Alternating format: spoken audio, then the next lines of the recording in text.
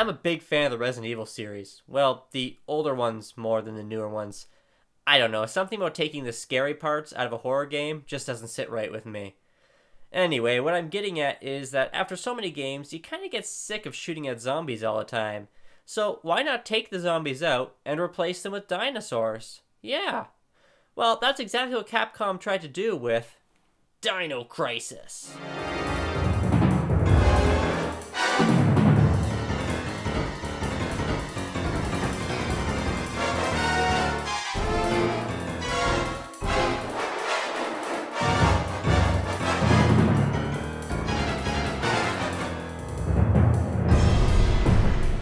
What a lot of people don't know about Dino Crisis is that it was actually a multi-platform release.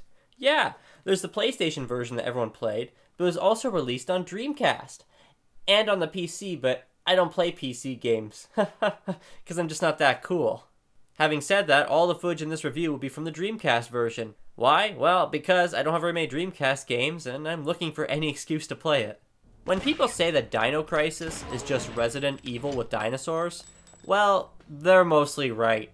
I mean, it's a third-person survival horror game. You have limited ammo, you have to solve puzzles, and the monsters always appear at the most inappropriate times.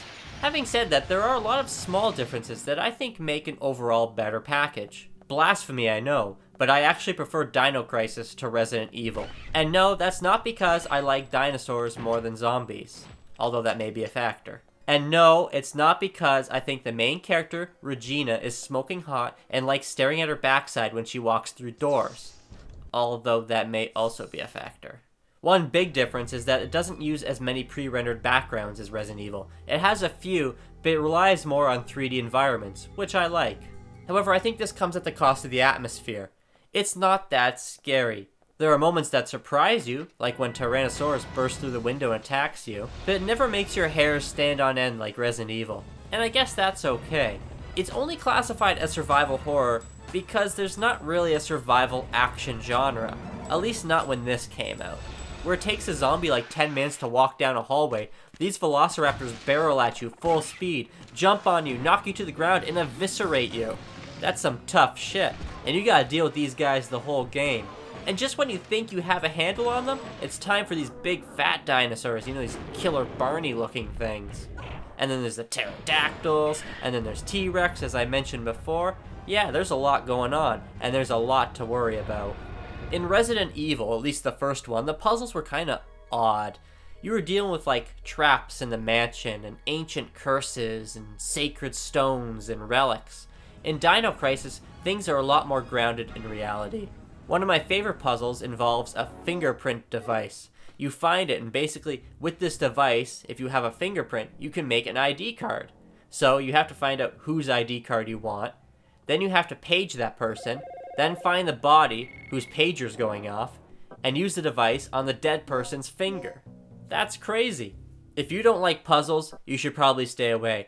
I think Dino Crisis, more than Resident Evil, leans in this direction. I'd say it's about 70% puzzle solving and 30% dinosaur shooting.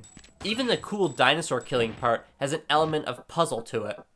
You can mix different chemicals together and make tranquilizers and poison darts.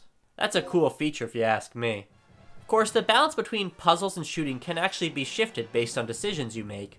Regina, the protagonist, is working with two NPCs, Rick and Gale.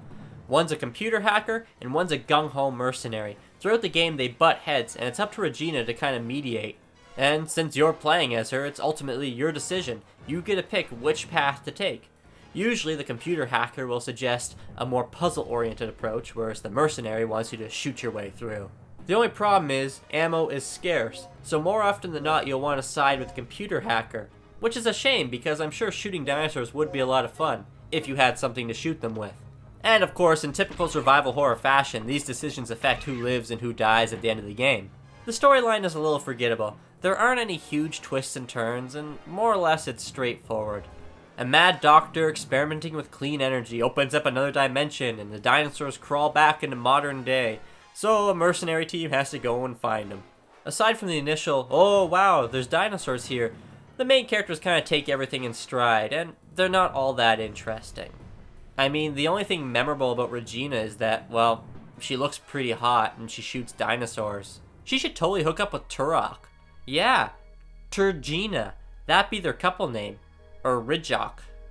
The game opens with a pre-rendered cutscene, and it really sets the stage. The actual in-game graphics aren't quite as good, but for the time, they're pretty impressive. The character animations are smooth, and the dinosaurs look pretty damn real. The sound design is phenomenal. Yeah, the dinosaur sounds, the guns, the atmosphere, the music, it's all perfect. As far as replay value is concerned, the game has multiple difficulties, as you would expect, as well as a few unlockable features, alternate costumes, and a mini-game. The main game isn't that long, but it does time you, so you'll have the incentive to go back and try and beat it faster. As I said, I actually like Dino Crisis better than Resident Evil, and I'm probably in the minority on this one, but that doesn't take anything away from the fact that it's a great game. So if you're into survival horror, or you just like puzzles and dinosaurs, give it a try. I think you'll dig it.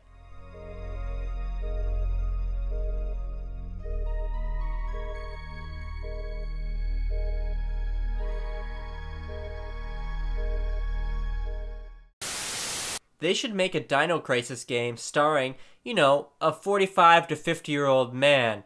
Yeah, I guess it would lose all sex appeal, which would suck, but you know what? They could call it Dino Midlife Crisis. Huh? No, you're not laughing.